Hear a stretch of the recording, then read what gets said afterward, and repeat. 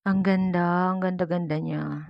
So, ito na nga, samahan niyo akong maglakad-lakad at pumunta doon sa schedule ko sa pagpapaayos ng kilay. Magtitiis ganda muna tayo ngayon.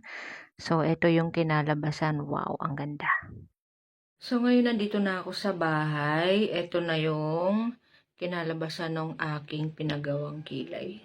So, yun, maganda siya. So, nabili ako na Pecas remover kasi nung gumamit ako ng rejuvenating, nag-stop ako bigla nun kasi nga parang nasunog yung face ko. So, ang cause nun is nagka-Pecas ako dito. Yan, yung magkabilang side, meron siyang Pecas. So, umorder ako sa isang online. So, check ko kung okay siya. Gagamitin ko siya. Sabi nila maganda daw to. So, yung kinuha ko yung buy one take one na promo nila.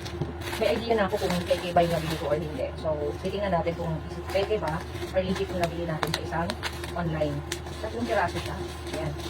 So, tingnan natin yung isang Pecas remover kong legit buy.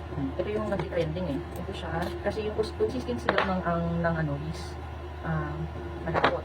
So, tingnan natin. Okay ba siya? So, ito yung consistency niya. So, legit. Legit yung nabilhan natin. So, i-apply na natin. Kasi nakapag-cleanser naman ako.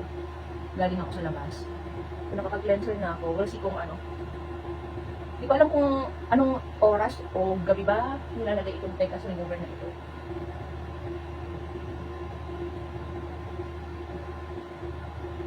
Diba? Maling mas gumanda kahit nabubulol na. So, ito na siya. Shimmering siya. Yan. Maganda na. Ito na yung kinalabas.